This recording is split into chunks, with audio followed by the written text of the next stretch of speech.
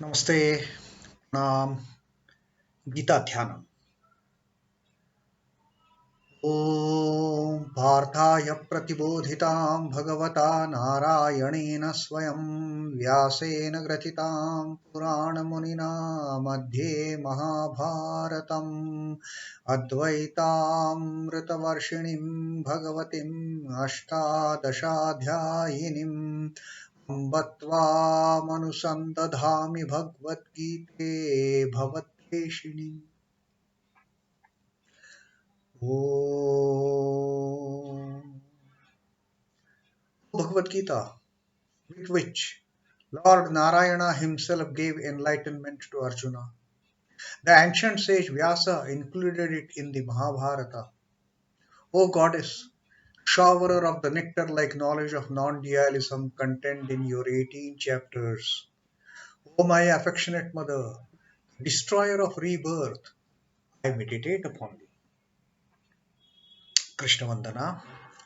वसुदेवसुतं देवं कंसचाणूरमर्दनं देवकी परमानन्दं कृष्णं वन्दे जगद्गुरुम्. Son of Vasudeva, slayer of Kansa and Chanur, extreme delight for Mother Devaki, O Lord Krishna, the supreme teacher of the universe, my salutations to you. Lord Krishna, the supreme teacher of the universe, has started teaching Arjuna and his devotees the secret of knowledge of karma, the jnana of karma, which is going to help Arjuna, which is going to help all the devotees, which is going to help all the readers and students of the Bhagavad Gita to get into that position of renouncing the fruits of karma. Jnana karma sannyasa yoga. In our previous reading, we have read the 18th shloka where Krishna has categorically told that he who sees inaction in action and action in inaction, who knows this, karmanya karma yaha pashyet karmani cha karma yaha sa buddhiman manusyeshu sa yukta kutsna karma krut. That person is wise among the men. That person is wise among all the beings. He is a true yogi. He is a true karma yogi. And he accomplishes everything. Who sees inaction in action and action in inaction. And we had elaborated on this particular paradox of how to see inaction in action and action in inaction by way of several examples, like the examples of Sri Ramakrishna in Samadhi and Sri Ramakrishna doing all other works but still not doing the works. Our Holy Mother, Ma Sarada Devi, performing all the works, still not performing any works. And while she appears to be not performing any work, at 3 o'clock in the morning, sitting in her bed doing japa for the sake of her children, such an intense activity, but outwardly we don't see any activity our Ma is doing. She is just sitting silent, doing nothing from our perspective. So that is what Shri Krishna says. One who knows, one who understands inaction in action and action in inaction. He is a wise among all beings. He is a yogi and he accomplishes everything. So today we read the 19th shloka of the Jnana Karma Sannyasa Yoga, the 4th adhyaya of Srimad Bhagavad Gita. Sri Krishna says, yasya sarve samārambhāḥ kāma-saṅkalpa-varjitāḥ jñānāgni-dagdha-karmāṇaṁ āhuḥ paṇḍitaṁ budhāḥ. Step further now from what he had taught in the 18th shloka. Krishna is teaching us a step further now, another lesson of understanding what true karma is. Who is a true karma yogi? Yasya sarve samārambhāḥ kāma-saṅkalpa-varjitāḥ. Yasya is whose. Sarve samārambhāḥ, all the undertakings. The person whose all the undertakings are like what? Kāma-saṅkalpa-varjitāḥ. Kāma-saṅkalpa. Kāma is activity, action. Saṅkalpa. Saṅkalpa is some kind of a design and some kind of plan, how I am going to do it. And also desire. Kāma-saṅkalpa-varjitāḥ. Devoid of any plan, devoid of any desire whatsoever. jñānāgni-dagdha-karmāṇaṁ. Jnana-agni is jnana-agni, the fire of knowledge. Dagdha is dagdha-karmāṇaṁ is, dagdha is burnt. Karmāṇaṁ, the activity, the karma, whose karma is burnt in the fire of knowledge. This is what Sri Krishna is giving us, this knowledge of knowing what karma is, whose karma is burnt in the fire of knowledge. jñānāgni-dagdha-karmāṇaṁ āhuḥ paṇḍitaṁ budhāḥ. āhuḥ, him, such a person, paṇḍitaṁ, sage. The learned people, they call such a person budhāḥ, person with a great intellect, a wise person. That is what he is called as, one who starts his activities devoid of any desire, devoid of any design. Nothing, because he is doing the Lord's work. How can he plan anything? It is the Lord who is planning everything for him. Ready-made platter comes on his lap and he has to just do that work Lord has given to him. There is no plan from his end. He is just an instrument whose doings are all devoid of any design, any plan and desire for results, and whose actions are all, whose karma is all burnt by the fire of knowledge. Him the sages call wise person, intelligent person, Buddha. Now, action actuated by design and desire has the power to bind the doer. Whenever we undertake any activity with the feeling of ownership of I am the doer, we get attached to the work. We get attached to the work with the pride that I am doing it. We start that activity with the egotistic sense. I am the doer. I am planning it.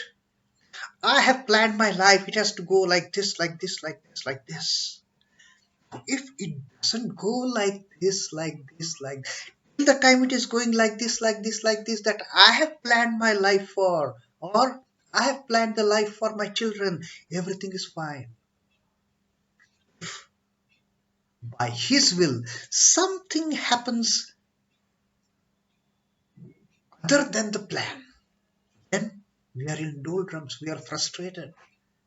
We are absolutely, we start crying, we start getting so much bogged down by that happening something out of my plan.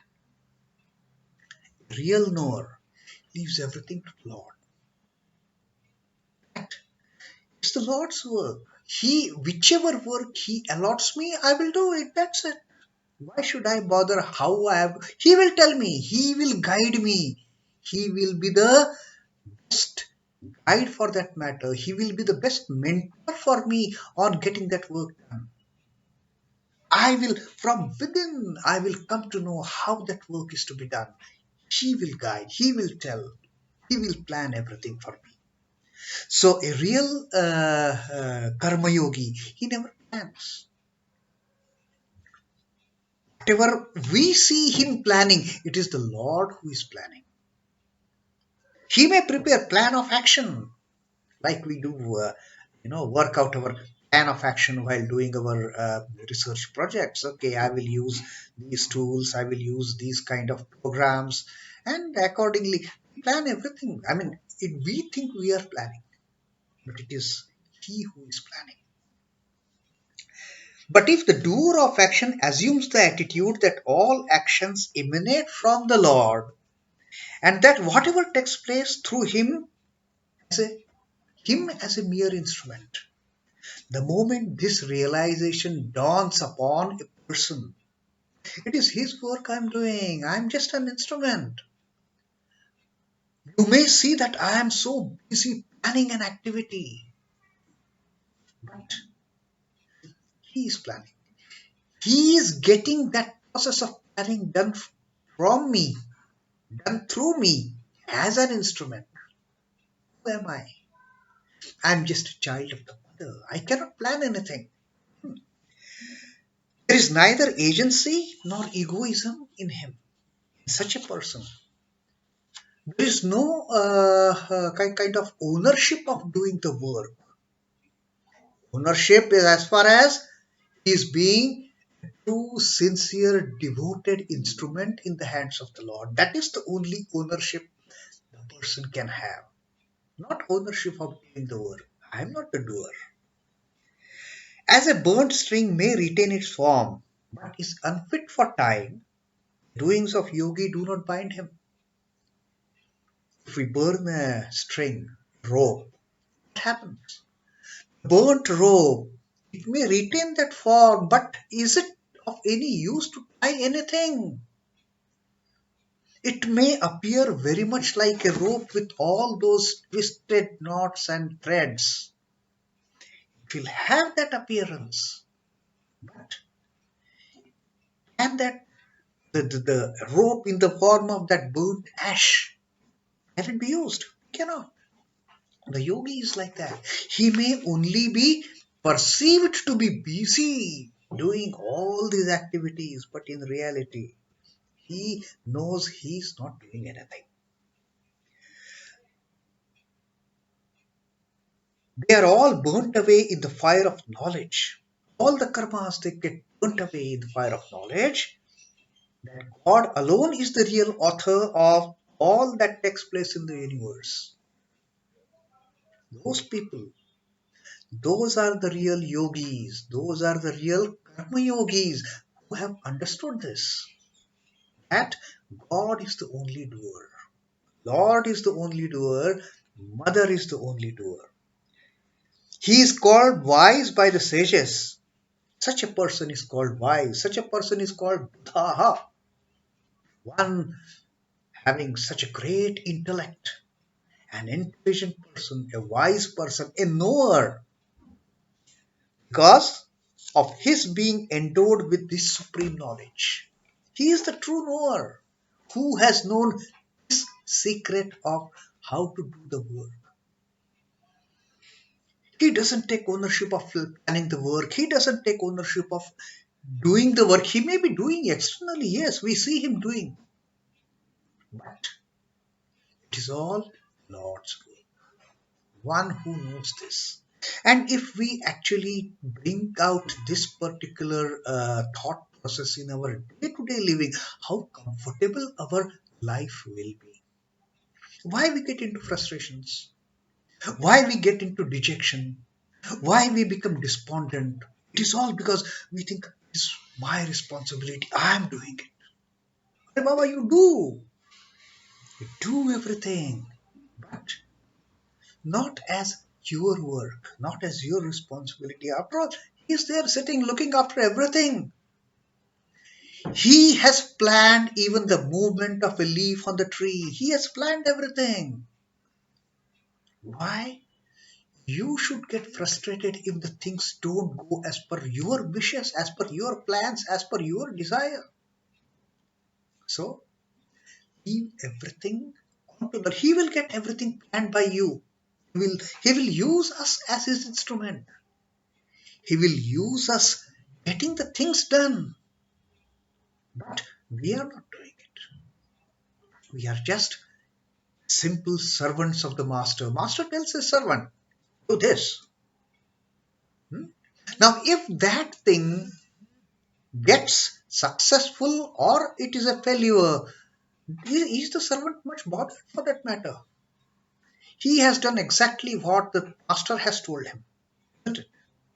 So, do whatever the Lord has said. It is the fruit of that particular action, whether it is successful, whether it is a failure, or whether it is in between, neither successful nor failure, the status quo stands still. Why should we get perturbed over it?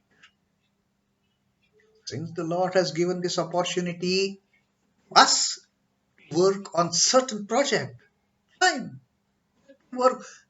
That doesn't mean that we should lessen our efforts. That doesn't mean that we should be insincere in executing that task, saying, oh, it is Lord's work, why should I get worried? No.